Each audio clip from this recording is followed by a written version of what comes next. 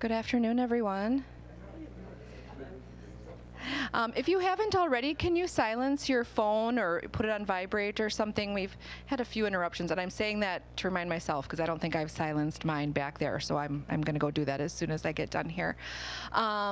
Thank you for joining us. We missed being over here last week, but I hope everyone had a nice Halloween. We have today's lecture and then just one more, and we're done for the fall semester already. We'll be back in the spring, though. So let's go ahead and get started, and we'll talk tornadoes, which is kind of fun on a late fall day, right? Today's presenter, I'm sorry, let me just quickly introduce myself if you're new here, but I'm Carrie Bourne. I'm from the Office of Continuing Education at UW-Whitewater, and we host the lectures here each semester, and we've been doing so since 1983, so thank you for having us. And today's presenter is Dr. John Fry. He came to UW-Whitewater in 2011 and is an associate professor of geography in the Department of Geography, Geology, and Environmental Science, and is the Associate Director of the Undergraduate Research Program. He earned his bachelor's and master's degrees from Ball State University and his PhD from the University of Georgia. Dr. Fry is a broadly trained physical geographer with emphasis in meteorology and climatology, and his research interests focus around extreme weather events. His studies have included examining extreme weather at the climate scale, long-term patterns, meteorological scales, why a particular event happened, when and where it did, and the societal impacts. How does it impact people and property? Dr. Fry is a storm chaser and has traveled around the country chasing storms. Please welcome Dr. John Fry.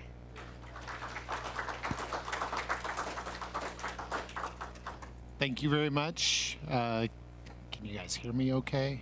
Making sure the mic is all set here. Too low? Now can you hear? Is that better? Okay. As Carrie said, my name is Dr. John Fry. I am an associate professor in the Department of Geography, Geology, and Environmental Science, and I am the atmospheric scientist on campus. I have training in both meteorology and climatology, and that's kind of what brought me here today to talk a little bit about the F5 tornadoes that have occurred in the state of Wisconsin. There have been 3 of them in Colfax, Barneveld, and Oakfield. The only one we actually have a picture of while it was occurring is the Oakfield one. This is a picture by Kaylin Lloyd. This is in the National Weather Service archives now, a picture of the storm that occurred there. And what we're going to talk about today is we're going to start off again. The focus here is to kind of understand why those storms happened for the state. And F5 tornadoes are the strongest type of tornado we can get. They do a significant amount of damage, and then so it's important for us to understand where they occur, why they occur, and also kind of think about the impacts that they have on society. So we're going to take a look at what an F5 tornado is, or an EF5 tornado. We'll look at the 3 events here in Wisconsin. Again, Colfax up there by Eau Claire, Barneveld down in the southwest part of the state, and then Oakfield over there by Fond du Lac area. And then we're going to look at, after we kind of look at the type of damage that was done by these storms, we'll look at the conditions. We'll look first at the big scale, what we call synoptic scale in the atmospheric scientific community. So that's our kind of our large scale view. And then we'll kind of zoom in and go into the smaller scale, the mesoscale features that helped create these 3 storms in particular. So F5 tornadoes, strongest type of tornado, but they are also the rarest type of tornado. Since 1950, there have been approximately 67,000 reports of tornadoes throughout the United States and its territories. Only 59 of those have been rated F5 or EF5, which again is the highest classification. So you can see extremely rare, 59 out of 67,000. 3 of those 59 have occurred here in the state of Wisconsin since that time. The F in that scale stands for Fujita. This is named after Ted Fujita, who developed this scale in 1971. His research really evolved around any type of wind damage from a thunderstorm, whether it was tornadic wind or straight line winds. And what he was trying to do was classify or categorize these storms based off of the wind speed. And for tornadoes in particular, he developed what is now referred to as the Fujita scale. That went from an F0, which is the weakest type of tornado, to an F5 tornado, the strongest. So 6 different categories there. That scale was used for many, many years.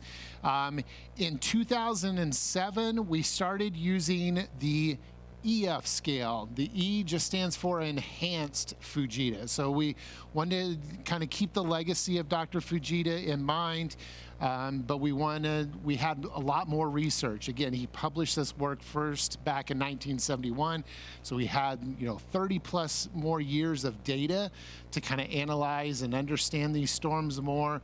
And so we took that into account and kind of adjusted the scale just a little bit, just so we had a better understanding of these storms. So what is F5 damage? And again, we're going to start here with Dr. Fujita's kind of traditional view of what F5 damage is. And we're going to compare the top 2 types of tornadoes, F4 and F5 tornadoes. So the F4 damage is over on the right-hand side.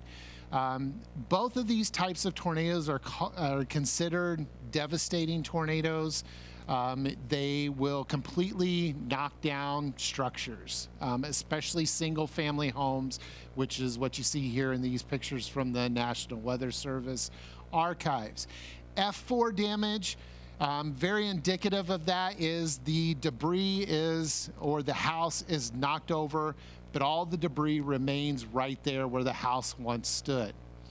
Takes pretty significant wind speed to do that. F5 damage, the left-hand picture, the biggest difference that distinguishes between F4 and F5 is the winds are strong enough in an F5 to not only knock the house down, but it picks that debris up and scatters that away from the foundation. So you can see the homes on the right, again, the debris is all sitting on its foundation. The picture here on the left-hand side, you can see that the slab of the foundation there, and was one of the biggest criteria that they use for the distinguishing between F4 and F5 damage. With that enhanced Fujita scale, again, 30 more years of research and data collected about storms and tornadoes that have occurred here in the United States, and we keep some of those same concepts still to this day that Fujita developed, but now what they use are degree of damage indicators, or DOD indicators. Here are some common buildings that we have had hit by storms and the type of damage that would cause a storm to be rated EF5. Which, when we made this transition to the scale, they were really trying to make an F5 equivalent to an EF5. So you can see some of the same terminology with that 1 and 2 family resident structure. Slab is swept clean. That's, again, indicative of that EF5, even to this day, that concept that Fujita developed. Over the years, we've had more buildings hit, and so we have more data to be able to compare what would happen in these other types of structures, shopping malls, high schools, high-rise buildings, and the type of damage that would be done and be indicated as EF5. The other important thing that we did when we went to this EF scale is Fujita, again, really focused on what was damaged and just looking simply at the things that were damaged.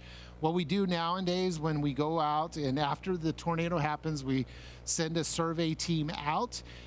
They assess the damage and kind of look at these damage degree indicators. Not only are they looking at what was destroyed, but they also look at what wasn't destroyed, because that will help us pinpoint the wind speeds of that storm better. So if a house suffers a certain amount of damage, but it also hit a different type of structure and only caused this amount of damage, it allows us to kind of hone in better into the type of wind speed that would take to create that damage. So that's kind of the big difference there between that scale. Now, for our three tornadoes that we're going to focus on today, they are all considered F5 officially because they all occurred before 2007, but this is the scale that we use nowadays. So let's take a look at some of the damage that was caused by these storms. We'll start here in Colfax.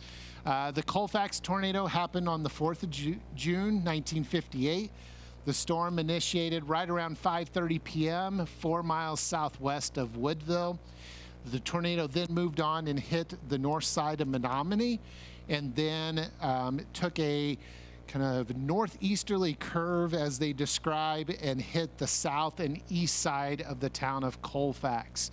That's where most of the damage was done, is in the town of Colfax. Thus, this is typically referred to as the Colfax tornado.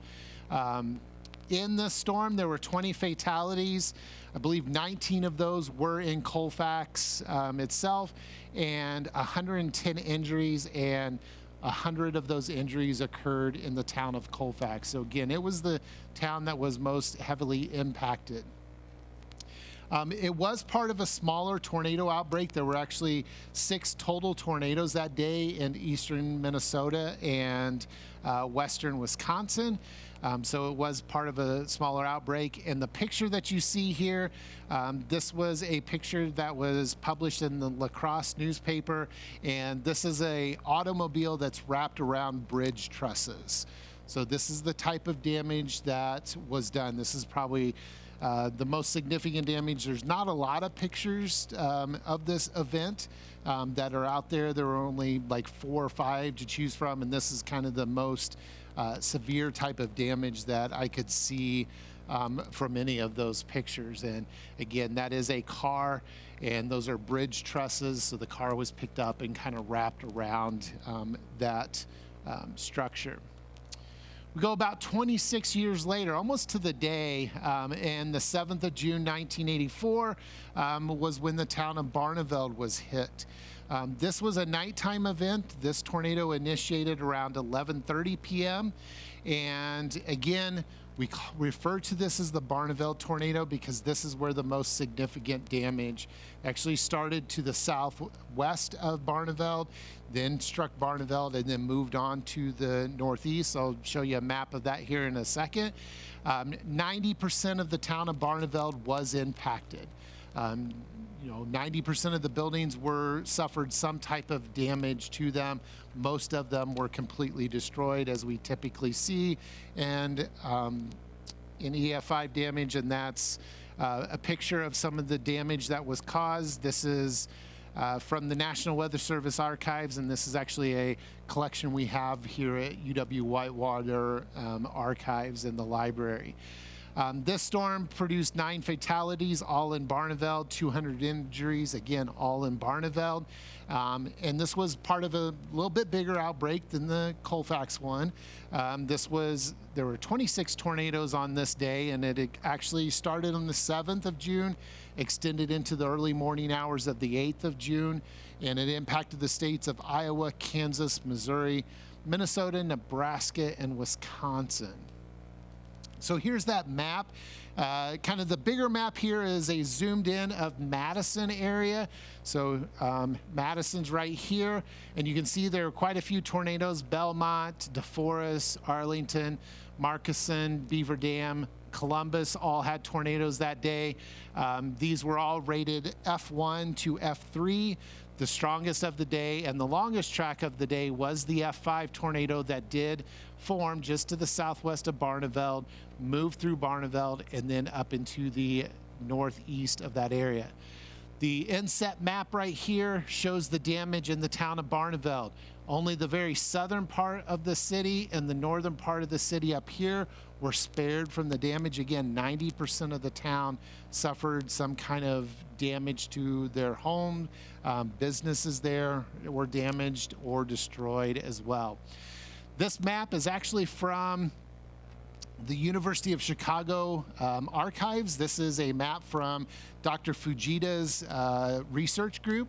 I could not confirm whether Dr. Fujita came up from Chicago to do the survey damage, but I know at least his students that were working with him came up, because this is a map that was produced by them, because this storm did happen while he was still actively researching, and so they did come up and survey this damage. Again, Barneveld being fairly close to Chicago, probably an easy trip up for them to do that.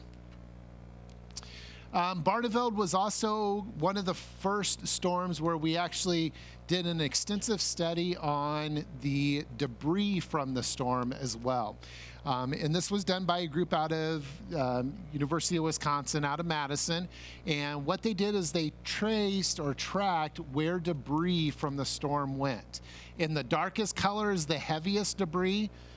So this would be, I can't remember the exact weight that they determined to be heavy debris, but this is where all the heavy debris was carried. Again, Barneveld's way down here, so you can see the distance that some of that debris was thrown.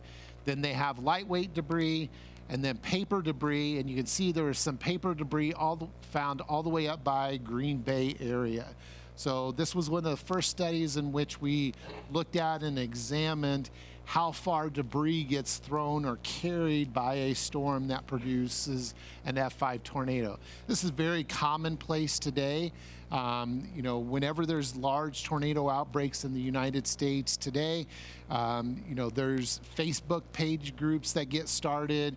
People post on social media, hey, found this picture in my yard, probably from this storm. Does anybody recognize this? And they try to make connections, and researchers are actually honing that data and collecting all that data to understand and kind of track how debris is carried in these storms. And then our most recent F5 tornado is the Oakfield one. This occurred on the 18th of July, 1996. This storm, the tornado initiated around 6 p.m.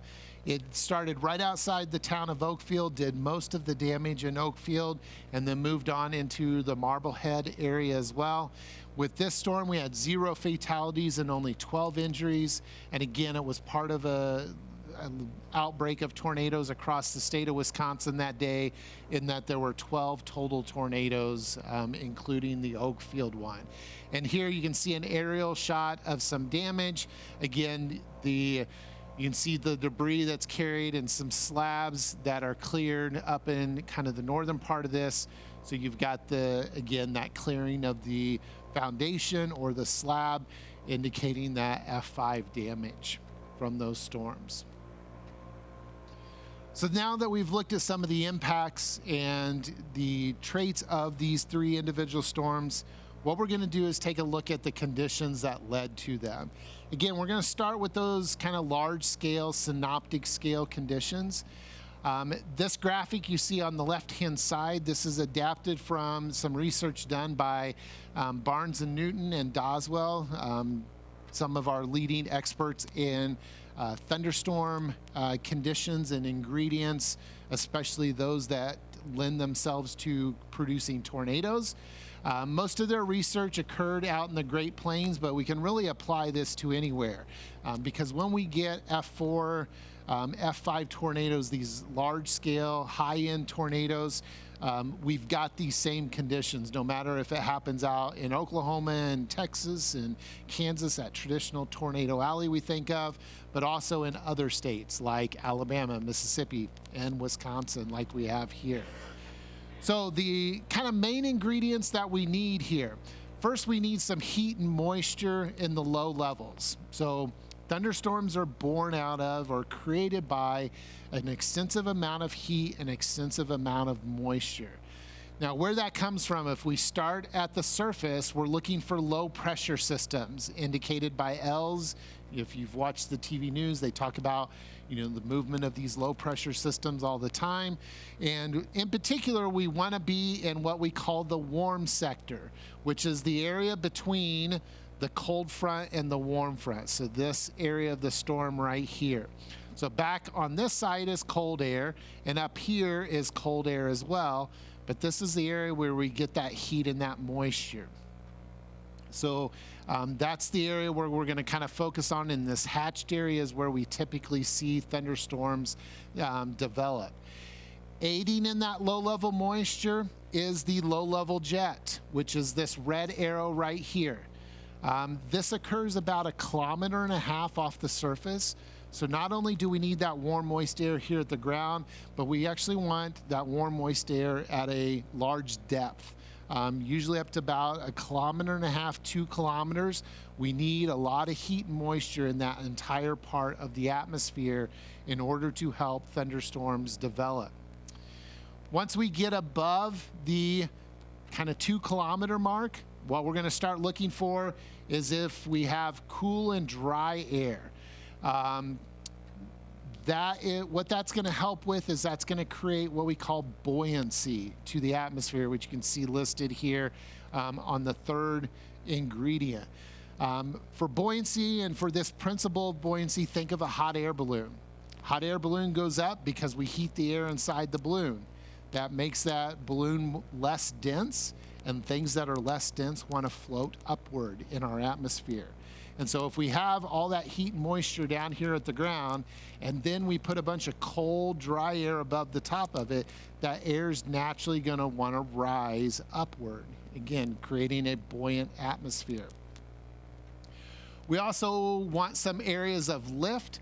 We're going to get that from the cold front and the warm front. That's going to just help push that air up even more.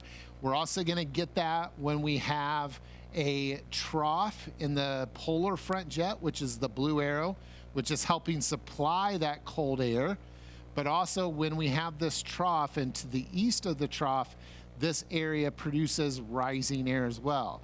So again, the more kind of lift we can get, the more buoyancy we can get, the more we're going to take that warm, moist air down here at the ground, lift it up, create that thunderstorm. Final ingredient, and especially to get these violent tornadoes, is wind shear. Wind shear is a change in wind direction and change in wind speed as well. So in this warm sector at the surface, winds are usually coming in out of the southeast. So they would initiate down here and they would flow in towards that low from a southeasterly direction. 1.5 kilometers up, we get this low-level jet coming out of the south. Polar front jet's about 5 kilometers up, and that's coming from the west. So there's our change in our wind direction. That's adding wind shear.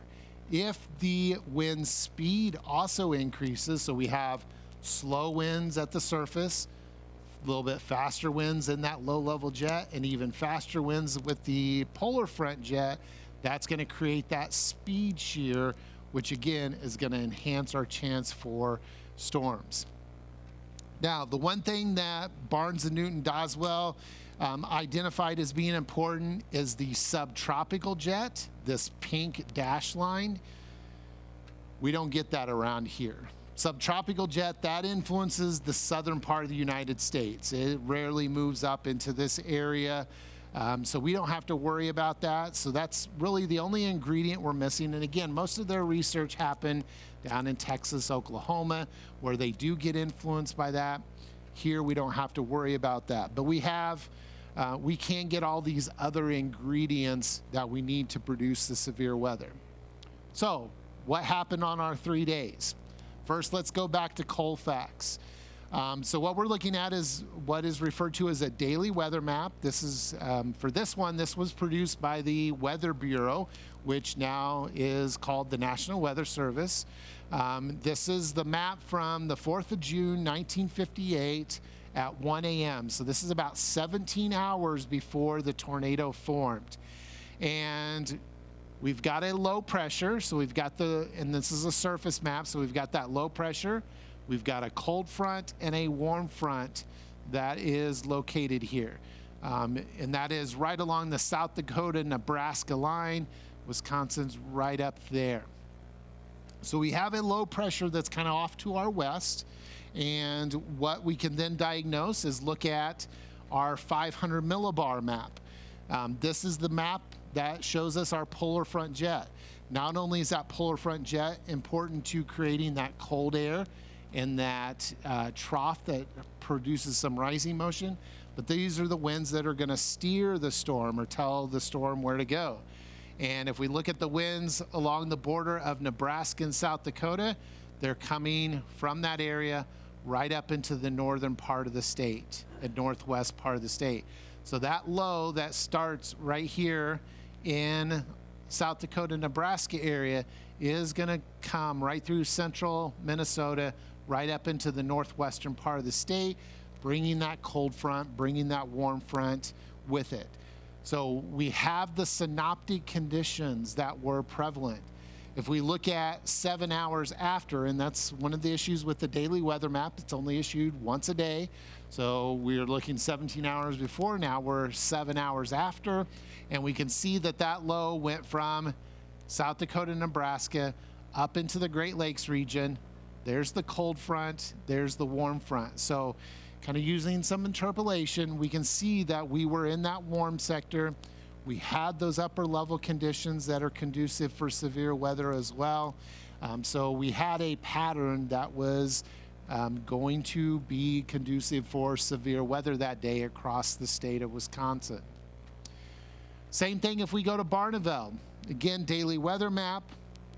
This one is 7 a.m., so this is about 17 hours again before the formation of the storm.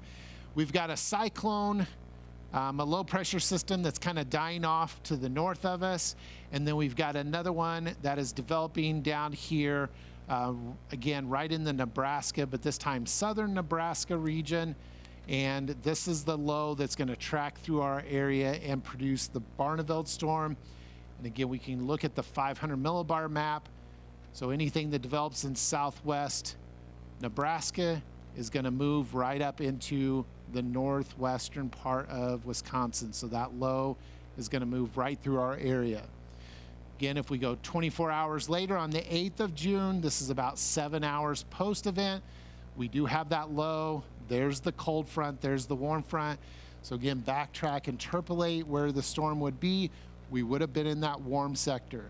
We would have been in the area between the trough and the ridge and the 500 millibar level, giving us that lift, giving us that cold air. So synoptically, again, conditions were conducive to have severe weather across the Great Lakes region. Again, this was the one that produced storms all the way throughout the kind of Midwest, Nebraska into Missouri and Iowa, Minnesota, and Wisconsin.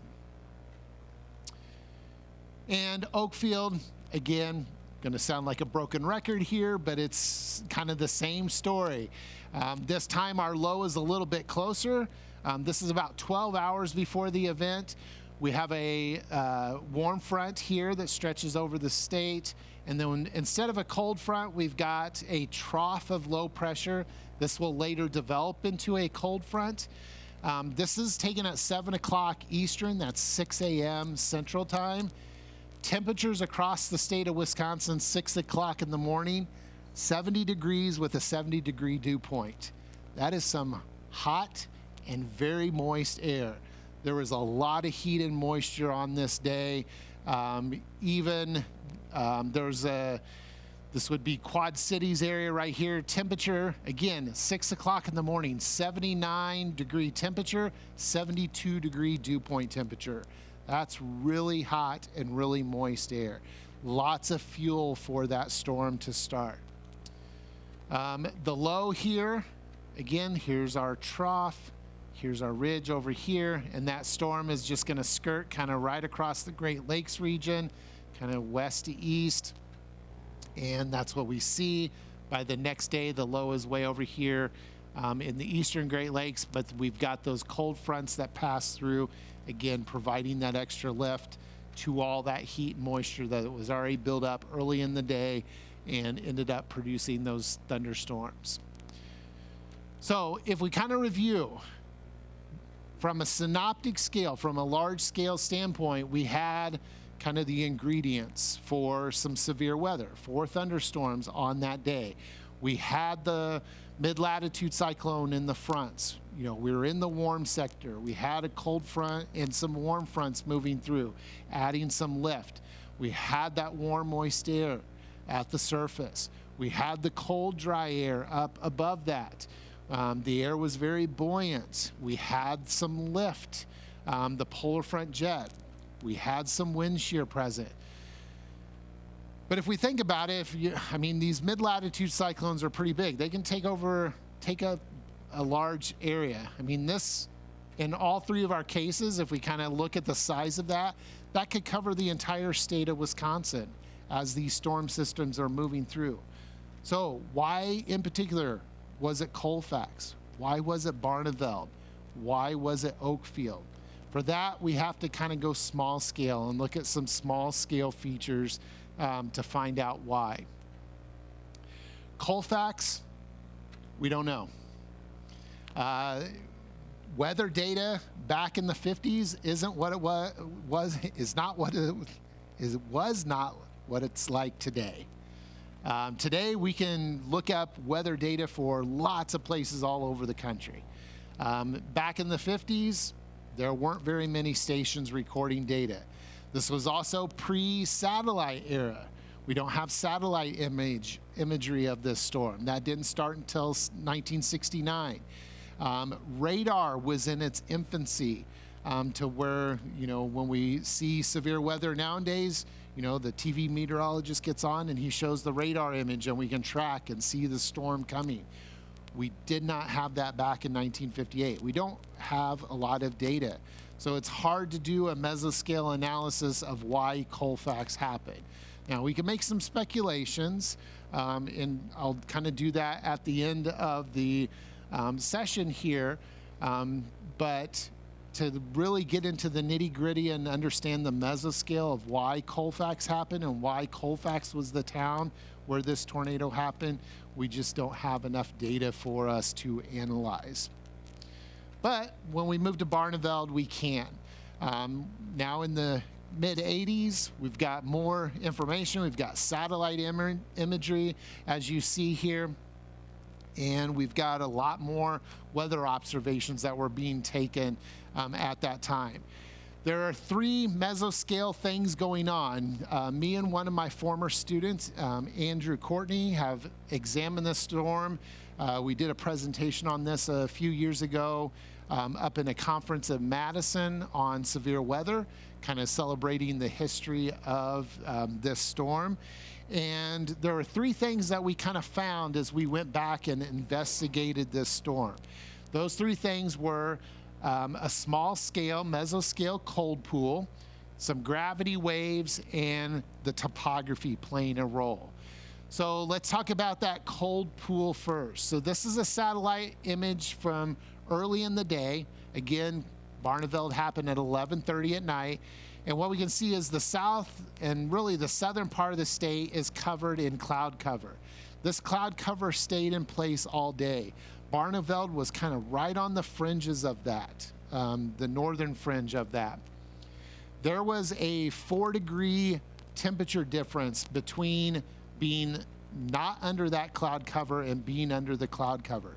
Anytime there's a sharp temperature gradient like that, that sets up a boundary. That boundary can enhance wind shear. That boundary can enhance lift that is happening at that larger scale level. And Barneveld was sitting right on the northern edge of that, the area that's most conducive to producing wind shear that's going to help a tornado develop. And again, having that enhancement of the temperature or the lift due to the temperatures as well. In addition to that, there were some gravity waves moving through the area, and those are represented here as these cloud streaks. So you can see some little streaks of clouds down here across northern Missouri. Again, this satellite image is from earlier in the day, and what happened is those gravity waves moved over the top of us. Back in 1984, we did not understand the impact of gravity waves on thunderstorms. They have been researched extensively since then. And the reason we speculate a gravity wave occurred is because in the Madison area, we've plotted out one pressure difference here. So this is tracing pressure. And whenever you see a rapid rise, rapid decrease, and a rapid rise in pressure, that's indicative of a gravity wave. There was no other weather features going on that would have caused that pressure difference. So we speculate that a gravity wave occurred and passed through this area, as well do some other scientists that have looked at this. Now, what impact does that have? Again, back in 1984, we didn't understand this, but going back and reanalyzing imagery, satellite imagery in particular here, what that caused to happen, and we've seen this in countless other storms that have been investigated, is early in the day, we had a big cluster of storms. Again, this is what was helping bring in that cloud cover to the southern part of the state. But notice as we get later in the day, as you go through the timestamps, this little area of red breaks off. This is the storm that would produce the Barneveld tornado. And that's one thing that gravity waves do, is it will shear off part of a storm system, allow a storm to become isolated. And when you have isolated storms and you put that where you have a lot of wind shear, that storm can start spinning, and that's when you're going to get those large destructive tornadoes. So that's what we speculate happened here in Barneveld. The other factor is Barneveld sits in a little bit of a valley. Now remember, the tornado started southwest of Barneveld, so right back in here, and it traversed out here, and even to this day, there's not much southwest of Barneveld. Once you get into the Barneveld is, pretty isolated town. Even back in 1984 it was. And when you have a tornado that's already going on, and again, this is something we didn't understand in 1984, but we understand better now, that if you have a tornado going on and that tornado drops into a valley, it stretches that rotating column of air and it starts to spin faster. It's an analogy to that is an ice skater. When an ice skater does their routine, they go into a spin. When they bring their arms in tighter, they start spinning faster. They're tightening their radius. And that's what we speculate is happening with tornadoes as they traverse across land that has variations in elevation. So even that little dip, we speculate, caused the wind speeds to increase just a little bit as it went right into the town of Barneveld, and that's why there was significant amount of damage. Again, not a lot out here that could have been hit. There were some objects that were hit, but the damage was most severe in Barneveld, right in that little valley. Doesn't seem like a lot, but even small changes in elevation like that can cause that stretching, cause that quick, rapid intensification of the spinning motion of the storm. Going to Oakfield here, couple other mesoscale things that we saw with Oakfield. First of all, we had a intensification of the low-level jet. So remember that diagram from Barnes and Newton and Doswell. I'm talking about synoptic scale, low-level jet being important. But at the mesoscale, we also want to see where is the nose, or where's the tip or the end of that influence of the low-level jet. On this day, it was right across the state of Wisconsin. And we can tell that by these 850 millibar dew point temperatures. So the air was coming up out of the Gulf and then turning to the east here. And we can see really tight gradient of dew point temperatures going from 20-degree dew point temperature all the way down to 10 degrees across the state of Wisconsin there. That tells us we were at the nose of the low-level jet. Again, this is something that's going to enhance some lift for us. It's going to enhance the wind shear that is present in that area. We also had a very sharp temperature and moisture gradient at the surface. If you've lived long enough around Wisconsin, you know this. In the summertime, we get a lake breeze that comes off the lake. It's very cold air, and we had that on this day. 68 degrees lakeside, just on the inside, so Green Bay here. In the interior, it's in the low 80s. 14-degree temperature change from Lakeside to right around the Oakfield area. Again, very sharp contrast in temperature, increasing shear, increasing lift. Saw the same thing with dew point temperatures. Drier, a little bit drier air, 64 degrees, 74, 73 degrees here interior. So again, a sharp dew point temperature gradient as well. Again, that's going to enhance our low level shear. That's going to enhance our lift in this area. And that's going to cause the storm to potentially intensify in that location.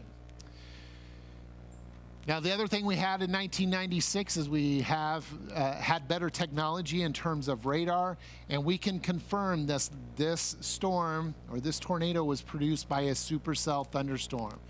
Supercell thunderstorms are the thunderstorms that produce the largest and most destructive types of tornadoes. These are what they most commonly get out in Oklahoma, Texas, Kansas, that traditional tornado alley. We don't get them as often here. But when we do, they produce storms like this. We're looking at what we call reflectivity, so this tells us where the rain is. And what we look for here is a hook. So notice kind of this tail end, this west side of the storm, that precipitation's kind of hooking around a little bit. That's indicative of that supercell. We can also look at what we call a velocity product. When we have reds and greens right next to each other, that is showing us motion in the storm. Reds going one direction, greens going the opposite direction. And when you have really bright red and green right next to each other, that means the winds are going in opposite directions. That's indicative of that wind shear, that high amount of wind shear. So this was a supercell thunderstorm. Now I speculate that Barneveld was a supercell as well. Again, we don't have good quality radar data to go back and analyze. And I speculate that Colfax ended up being a supercell thunderstorm, given kind of the synoptic scale conditions. And with Barneveld, I can say that with a little more confidence because of some of the mesoscale features that we indicated with that as well. So with that mesoscale, again, just to recap, Colfax, we're just unsure. But again, I would speculate it was an isolated supercell thunderstorm. Barneveld, I would suspect the same thing with the enhancement along the cold pool, those gravity waves allowing that supercell to develop. And again, that intensification because of the change in topography in that area. Oakfield, we know it was a supercell, and that was brought to us or enhance the conditions because of the nose of the low-level jet, that very sharp temperature and moisture gradient at the surface as well, enhancing that wind shear, enhancing that lift. So this is the history of F5 tornadoes here in the state of Wisconsin. Hopefully we stay out of the record books in this area and we don't have to deal, or no communities in our area have to deal with these types of storms moving into the future. Thank you very much for having me today, and I will be more than happy to take some questions if you have them. I have the microphone back here for anyone who'd like to ask a question. Okay, I'm going to start here in the back with you. Okay. You mentioned the word cyclone or MLC in one of your slides. Is there a difference between tornadoes and cyclones, or is it interchangeable?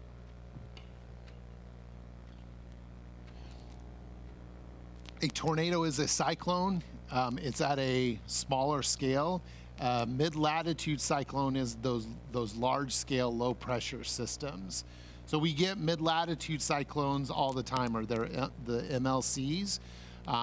That's what will bring us, our rainy and cloudy conditions like we had. Just last week, we had the passage of a mid-latitude cyclone that brought us all that rain. In the wintertime, we get mid-latitude cyclones that bring our snowstorms. The tornado is going to be something that happens within that system, but at a much smaller scale. Did you have a question?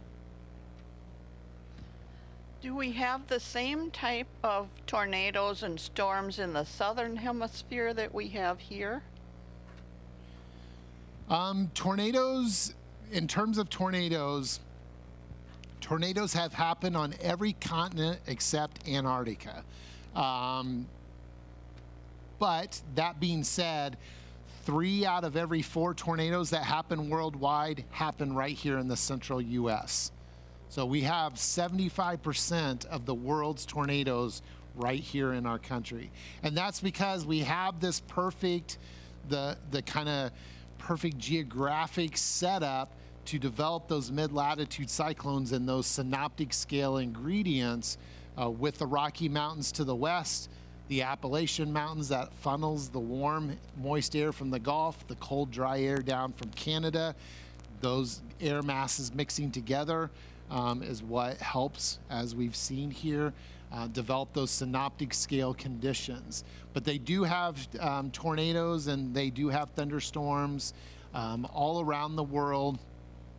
You know, and to get into the climate change realm, there are more stronger storms and tornadoes happening in other parts of the world where they've never happened before. But we are still kind of the leading country in terms of their development and their occurrence.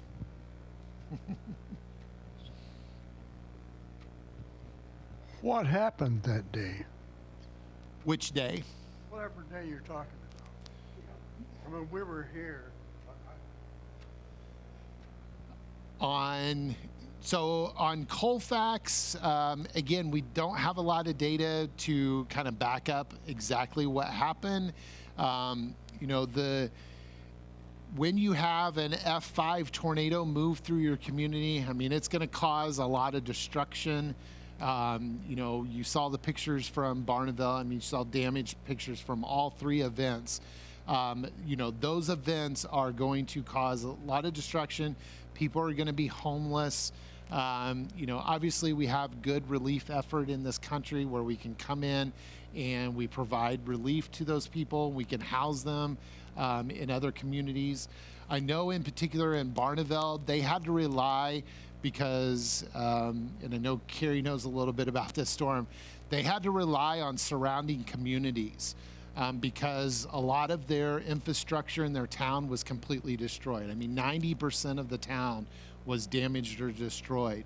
And so they had to rely on fire departments and rescue personnel from other surrounding communities to come into that area to provide kind of immediate relief to the residents and the people there. You know, the one saving grace, and I probably should have mentioned this, think about what I said about the impact of these storms. Colfax, 20 fatalities. Barneveld, 9. Oakfield, 0. We've gotten better at warning people, right? And people knowing what to do during these events. I'd say that's especially true with Barneveld. Nighttime storms are not a pleasant thing for meteorologists to forecast for because they know a lot of people are going to be asleep and they're not going to get the warnings and they're not going to take shelter. And we tend to see higher fatality counts in nighttime events like the Barneveld.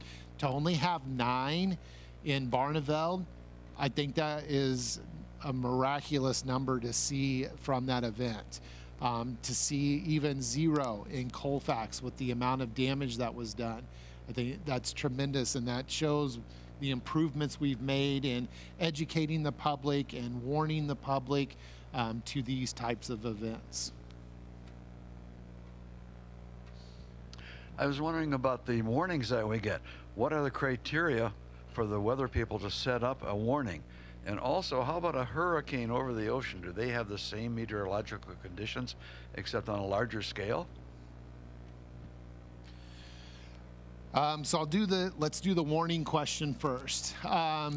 So, you know, back in, I would say even probably close to 96, but definitely back in Barneveld, you know, there weren't, and I did not research this, but I would speculate there weren't warnings that were issued until they had reports of the tornado on the ground. You know, the what we call lead time was going to be negative. I mean, seriously, you would get a report of a tornado through a sheriff's office or something, and that's when they would be issuing the warning. With our technology nowadays, and again, the image from, I look at that radar image from 1996 and I kind of snicker a little bit because technology, even over the last 30 years since that event, has improved so much.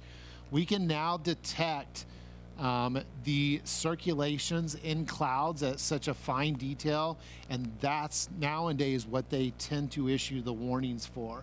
So once the meteorologists that are on staff at National Weather Service, once they see a storm that's producing that circulation, they'll issue a tornado warning even before they get a tornado report.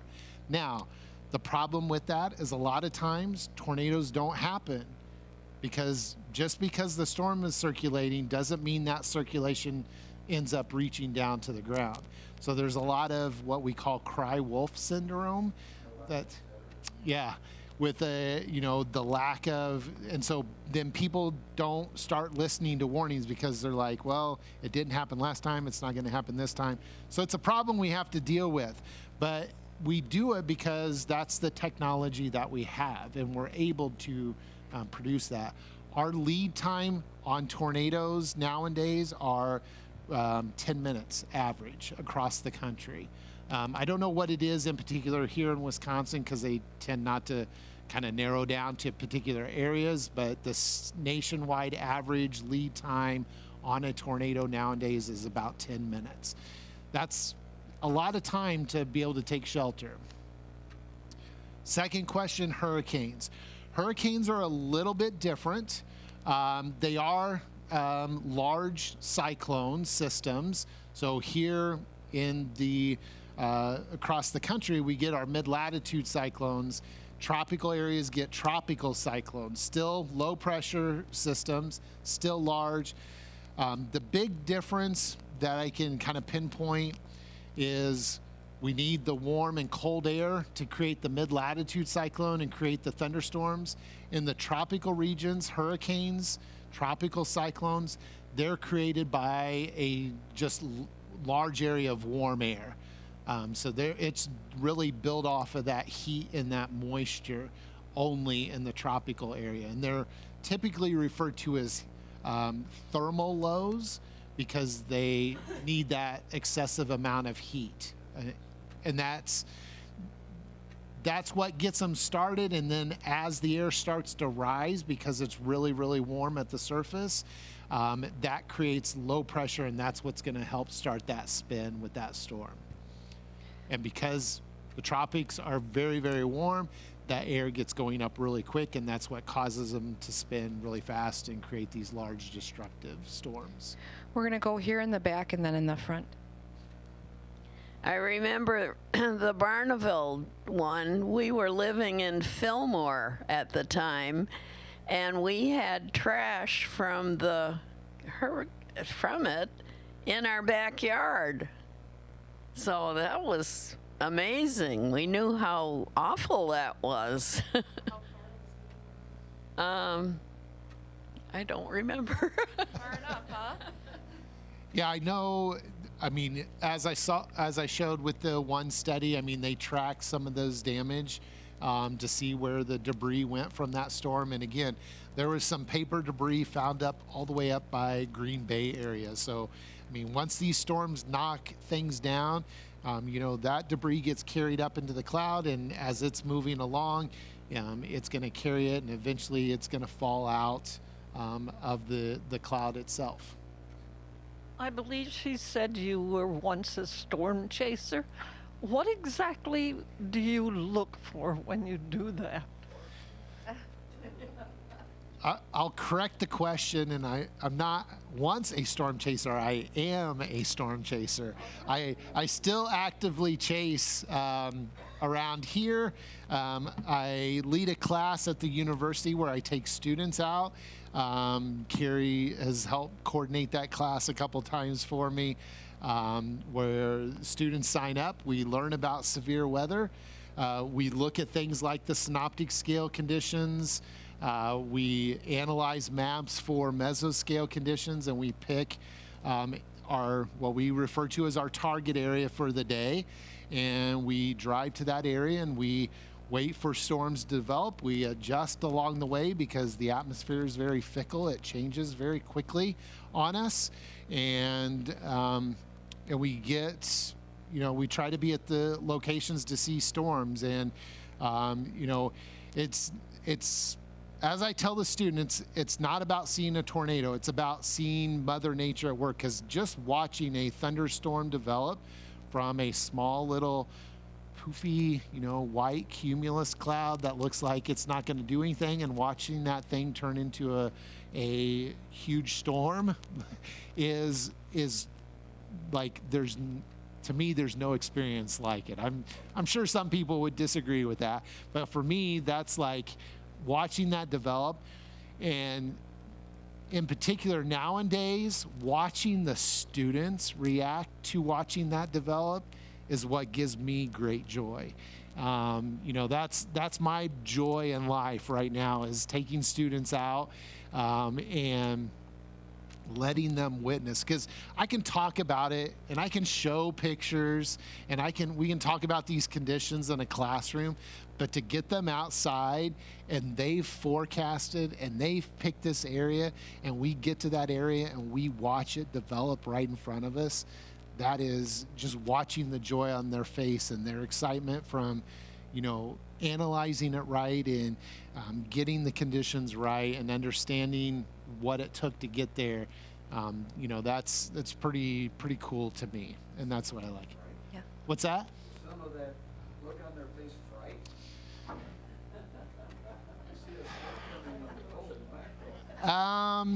I haven't put any students in danger, so I hope it's not fright. I have had students that have gone on the trip before that have been terrified of storms, and it's kind of, I don't want to say it's cured them of that, but it's made them respect the storm better, and they're not as fearful as they once were. I'm wondering about the size of the destructive area. Is that any relationship to the speed of the winds? I mean, in other words, is it faster making a smaller area or not? Not necessarily. I mean, we've seen large destructive tornadoes. We've seen F5 tornadoes that are a mile wide. We've seen F5 tornadoes that are, 100 yards wide. So the size really doesn't tell us anything. Now, with bigger storms, one thing that we have to keep in context here is, especially when it's moving into an urban area, we have what is called debris loading. So as a storm comes in, as it starts to knock things down, those things then become projectiles to knock other things down. And so there's this debris loading that occurs, and you'll see sometimes more damage when more things are hit, even in a weaker tornado, because of that debris loading that occurs. Similar to, I can make an analogy of, if there's a flood and, a river floods and it starts to tear down trees and stuff and sweep things into the river, those objects are then hitting into other things that are going to tear things down. And so the flooding gets more destructive as we go. It's the same things happening in the atmosphere, but size doesn't necessarily have anything to do with the strength of the tornado. It's, again, trying to indicate the winds and the wind speed. The closest tornado, as it was described to me, was over in Eagle and hitting also Old World, Wisconsin. How would that have been rated in terms of, maybe it wasn't a 4 or 5, but it certainly did a lot of damage? Yeah, I think at least the Eagle one, there was one in Eagle in, I think, 2010 or 2011. It was right before I moved here. I believe that one was rated an EF3, if I remember correctly. I did have a lot of students, when I started talking about tornadoes, I lived through the Eagle one, and, they'll bring me pictures in, and, that's kind of nice to see, and hear their stories about how it impacted them. But I believe the Eagle 1 was rated an EF3, so kind of midway on the scale. Again, it goes from 0 to 5. And, I don't want to discredit any type of tornado because, if it's your house that gets hit, it doesn't matter if it's an EF0 or EF5. You're suffering the consequences from it. Just EF5s do more damage, more destruction. And, historically, they cause more fatalities, more injuries, because obviously the wind speeds are a lot greater in those storms. Yeah, well, we have time for just one more. I'm sorry, and I saw your hand up here, so we'll just do this and then. How did you ever get into this unique area? I was not born during a tornado. I remember as a kid, my mom and dad volunteered for civil defense, which now is kind of emergency management. So I remember whenever we'd have winter storms, whenever we'd have tornadoes, my dad was a ham radio operator, and so he was always doing spotting. So I got it from him. When I first went to college, I was like going in a whole different other career path, and then I met a professor in my undergrad years that was a storm chaser, and he did all this, and to this day, I mean, he's my #1 inspiration, and wouldn't be here today if it wasn't for him. So. And I think that there's probably students who would say the same about you at Whitewater. I hope so. Yeah, and he'll be here for a bit. We just have to leave the questions here. But if you have some questions for him, come up and ask him. But please join me in thanking Dr. John Fry. Thanks, everybody.